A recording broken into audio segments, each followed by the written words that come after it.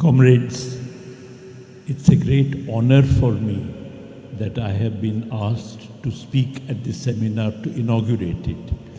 A seminar which is being held in order to herald the CPIM's state conference. This conference is being held at a time which is very crucial for the country because we face the threat of neo-fascism. Before I say anything about center-state relations as such, I would like to point out that when we discuss center-state relations today, the context is different. The center-state relations that we discuss today is different in one sense from the center-state relations that we discussed, let us say, 20 years ago or 30 years ago. This difference in context arises from the fact that all over the world there is an emergence of a very strong right-wing movement. Everywhere in the world there is an upsurge of the right. This is not just the ordinary right that we are familiar with from the 1950s and 60s. This is in fact a fascistic right, a neo-fascist right, which is reminiscent of 1930s fascism. There are a number of common features, at least 6 common features between the current neo-fascist upsurge and the fascism of the 1930s. The first, of course, is extreme state repression. Now, this is something which all of us are familiar with, and this is something which people have been writing about. A student of my university, Umar Khalid, has been in jail for 4.5 years with no bail, no trial, not even a charge sheet being given to him. So you can imagine the kind of repression that can be let loose on anybody, whoever is a critic of the state, of the government, whoever is a critic who is an intellectual or an artist, or of course political opponent. The second feature which you find today, not just in India, but in a number of countries, is the fact that this state repression is combined with the street attack by youth belonging to the fascist groups. I know again in my university, the ABVP goes around attacking students. Nothing happens to them. They go around attacking students. This is something which is reminiscent of the Balailas of Mussolini's time, which actually had the fascist youths going around attacking people. So state repression is combined with repression on the streets. The third feature, of course, is the targeting of a minority community. It's a minority community that can be either immigrants, it can be a religious minority like in our country, or it can be an ethnic minority, but the targeting of a minority community and the invoking of hatred within the majority for this minority is another feature which again we find in many countries, including ours. The fourth feature, of course, is a very close nexus between monopoly capital on the one hand and these fascist formations, fascist political formations on the other hand. The next feature, which is again very important, is that within monopoly capital, there is a particular segment of new monopoly capital consisting of the Adanis and so on, who actually are particularly close to the fascist groups. In Germany, it was a new group of monopoly capital which was more in producer goods industries, armaments and so on, as distinct from the old monopoly capital that was in textiles and consumer goods and so on, which was particularly close to the Nazi party. In Japan, there was a new Zaibatsu called the Shinko Zaibatsu, like Nissan and so on, who were particularly close to the military fascists compared to the old Zaibatsu, Mitsui and others. So the next feature, which is that there is the cult of the leader. That basically power resides not with the people. Power emanates from the leader. And because power emanates from the leader, and the leader speaks in the name of a metaphysical concept of the people, not people as they really are, but a metaphysical concept of the people. So the cult of the leader is something which is common again to all these fascisms, including what you find today. These features are very similar to what you found in the 1930s. And what is more, they are really spread all over the world. There is Milei in Argentina, there is Trump in the United States, there is Modi in India, there is Erdogan in Turkey, there is Orban in Hungary, there is Meloni in Italy, there is, in some countries where they have not come to power, they're very close to power, like, for instance, Marine Le Pen in France, AfD in Germany. So all over the world, you actually have the emergence of fascism. And why this emergence? The fundamental reason is that there is a crisis of neoliberal capitalism. Neoliberal capitalism generates extreme inequality. It gives rise to a fantastic increase in inequality, and whenever that happens, basically there is, if you like, a redistribution of income from the poor to the rich.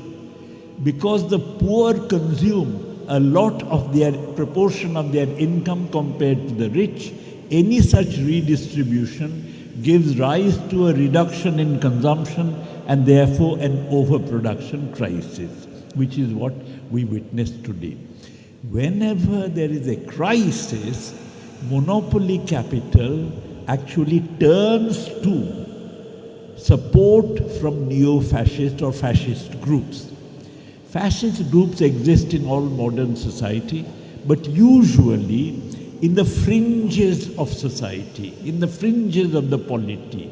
They are, as it were, minor players. But on the other hand, in a period of crisis, when the hegemony of monopoly capital becomes threatened, monopoly capital makes common cause with all these fascist elements. It gives them support, financial support and media support, media controlled by monopoly capital, in order to bring them center stage. And why do they do that? Because they give rise to a change in discourse. The discourse is no longer about the crisis, about unemployment, about food price inflation, about malnutrition, but the discourse becomes about a temple. That India's independence began when they inaugurated a temple. So the discourse then shifts completely from material facts of life to these kinds of things, where naturally the hegemony of monopoly capital is not challenged. And of course, any such division which divides the working people, divides the workers, divides the people generally, is a damper on the ability of the people to question the hegemony of monopoly capital. If they are divided, then they cannot. Therefore, you have, in a period of crisis, as Comrade Dimitrov had mentioned in the 7th Congress of the Comintern, you actually, in a period of crisis, you have the emergence of fascism and the emergence of a monopoly fascist alliance. Today, what you have is an emergence of a neoliberal, neo-fascist alliance, which in our country takes the form of a corporate Hindutva alliance. Now, this corporate Hindutva alliance is what actually has hegemony today in the polity. Now, this is where, as I was saying, the corporates, that means monopoly capital, is interested in centralization. Monopoly capital wants the resources to be centralized so that these centralized resources can then be placed at the disposal of monopoly capital. So monopoly capital is always in favor of centralization. At the same time, the Hindutva groups are also in favor of centralization because they are, as I said, they promote the cult of the leader, and therefore, since power emanates from the leader, wisdom emanates from the leader must be given the maximum amount of respect, power, privilege, and therefore concentration of resources at his disposal. Therefore, the very nature of Hindutva fascism is actually to concentrate power in the hands of the leader. So monopoly capital wants centralization. The fascist groups, neo-fascist groups want centralization, because of which there is a tendency towards centralization today, which is really absolutely strong and striking. It is in this sense that I am saying that center-state relations today are not the same as center-state relations were, let us say, 30 years ago.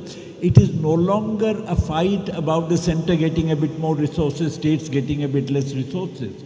It is really a fight for a complete centralization of power in the polity, reducing the states to the level of minor municipalities, with the center taking the major decisions. It is this which therefore today confronts us. Obviously, the most significant manifestation of this is in the realm of centralization of resources. I would not go into great details about centralization of resources, but to say that one phenomenon that has actually helped this centralization is the introduction of GST, goods and services tax, for the old sales tax. The Constitution had actually laid down the taxes which the center can levy, it had laid down the taxes which the state can levy, and the Constitution had found that actually the state taxes would not give as much revenue to the states as their responsibilities demanded. The states had various tasks to perform, the resources they get would not be enough, and therefore they set the stage for the formation of a finance commission, as Comrade Harilal was explaining, which would then adjudicate a part of the central revenue which accrues to the center would have to be distributed to the states. No, but the point is that where the states can raise taxes was clearly specified in the Constitution. And of course, the most significant of these taxes was the sales tax. Almost 80% of the resources of states came from sales tax. Now, a peculiar argument started being presented, which was a completely bogus argument, namely that unless you actually have a goods and services tax where the tax rate across all the states is exactly the same for every commodity, maybe the tax rates would differ from one group of commodities to another, but for any group of commodities, the same tax rate has to be levied across all the states. If that does not happen, if you don't have a uniform GST for every commodity, in that case, the national market does not get unified. Now, this was a completely bogus argument. The biggest capitalist country in the world, the United States, actually has different states levying different rates of taxes. Nobody is going to argue that the United States does not have a uniform market. Nobody is going to argue that the United States is not a state, is not a country where capitalism has not developed. And therefore, to use this argument about a uniform rate is something which was really a red herring. But this argument, which is part of the neoliberal thrust, this argument was presented, and of course it was assiduously promoted, because of which the sales tax was substituted by the GST. States wouldn't have agreed to this substitution.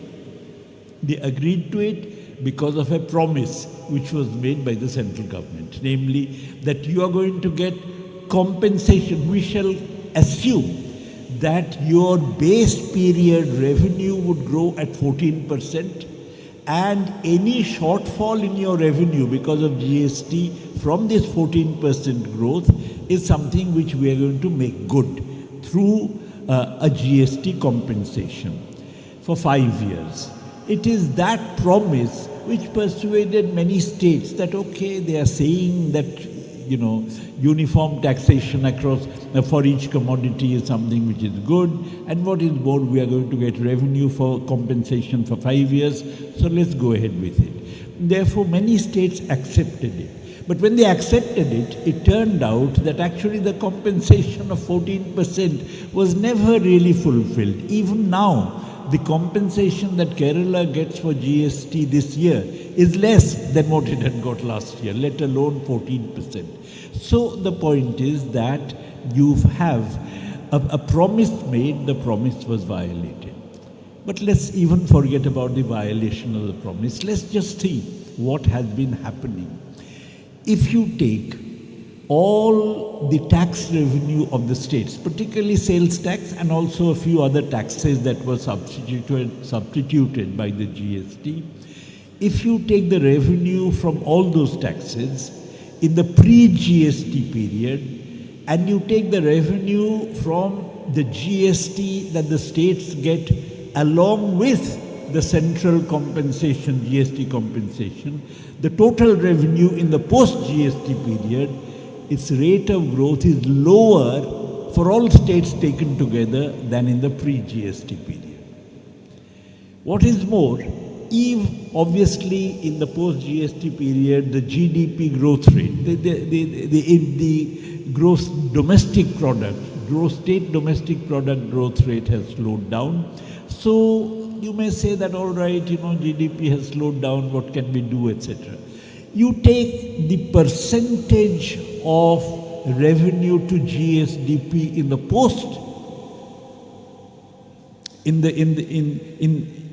post-GST period, and you take the percentage of revenue to GSDP in the pre-GST period, you find that there is a fall in the post-GST period, taking all states together.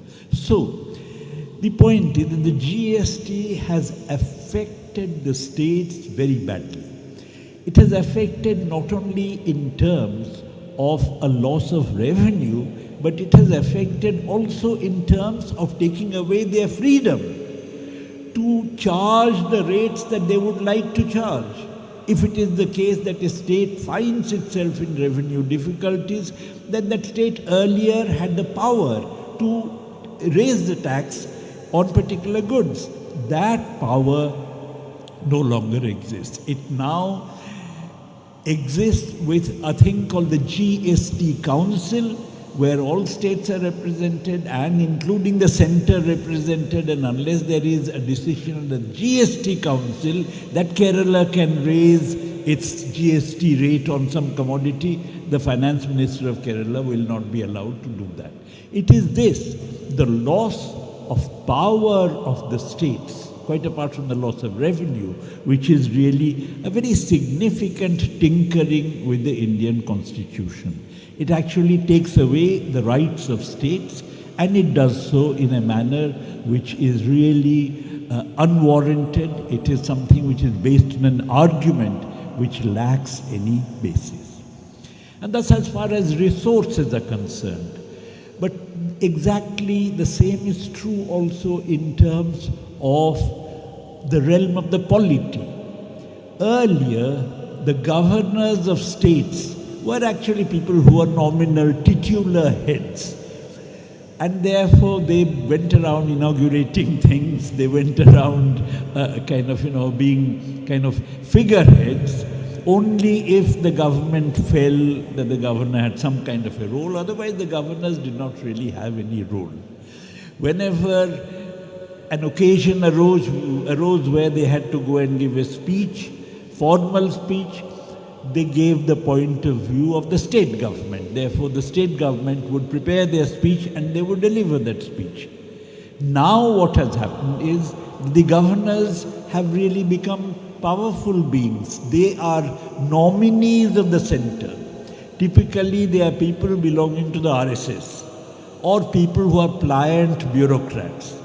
Now these people, or allies of the RSS, allies of the BJP, these people who are unelected, who are handpicked by the center to head various states as governors, are now asserting their rights and saying that no, in fact, decisions have to be taken in consultation with them. They are asserting a superiority over the elected governments of the states, which is actually diminishing the power of the state governments, the power of the state legislatures, and therefore the power of the people of the state. And therefore you find that the governors have started interfering, Tamil Nadu, Kerala, West Bengal, everywhere. The governors, particularly against opposition-ruled states, the governors have started interfering and thereby reducing the reach and the scope of the elected governments.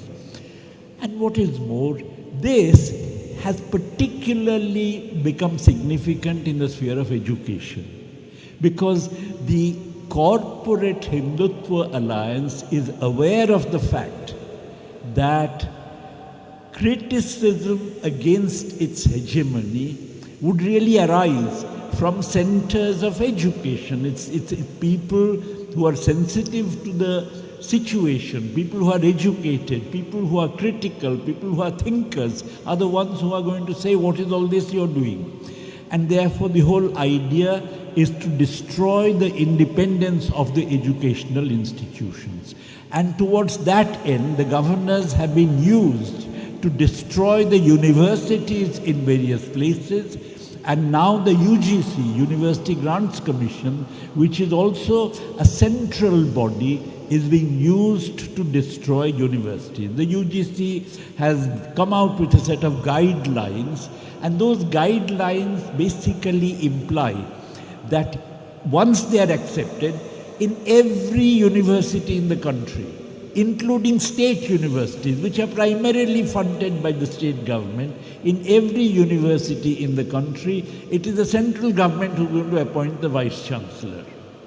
Now, this basically implies that the center would be running all universities, including the state universities. Not only does it abridge the autonomy of the university system, not only does it abridge the power of the states, but what is more, it actually gives the center the power to decide basically what the nature of these universities is going to be, and thereby to prevent these oases of critical thought which is so worrying for them.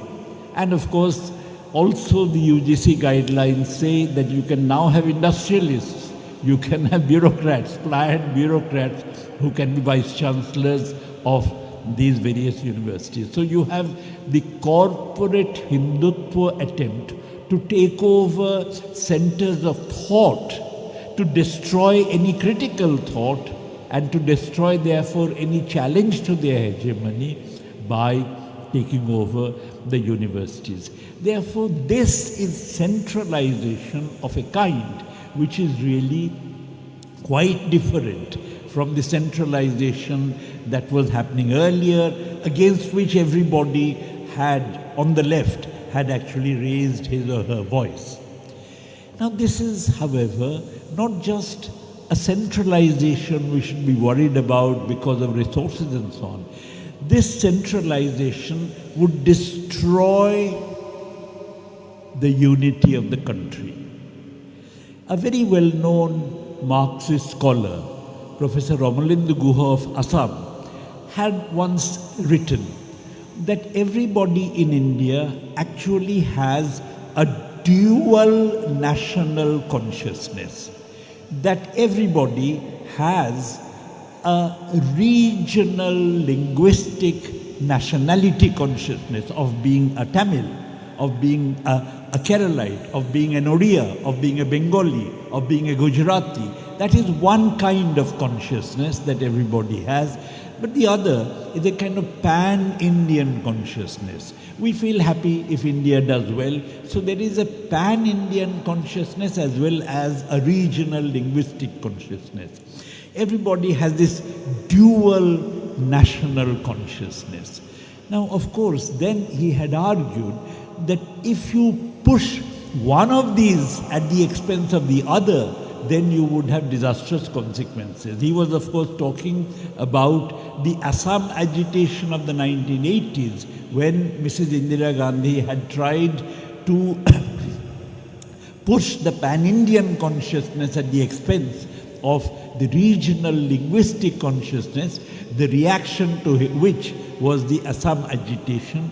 But that is something which is going to repeat itself. The more you have the pushing of the overarching, not even pan-Indian, overarching centralized Hindutva consciousness, the more you would find that there would be a revolt against it, and it will become very difficult for the country to stick together if this actually happens. Therefore, centralization has dangers inherent in it, and these people, the Hindutva crowd, is unaware of these dangers. The corporate Hindutva alliance is unaware of these dangers, but these are dangers that we have to keep in mind. And that is why what is happening today is really extremely serious, and the center-state relations is really a part of this effort to centralize. You had exactly the same effort to centralize in Hitler's Germany. You had exactly the same effort to centralize in Mussolini's Italy, where actually states, provinces had really been reduced to a very minor role, and the center had acquired an overarching role.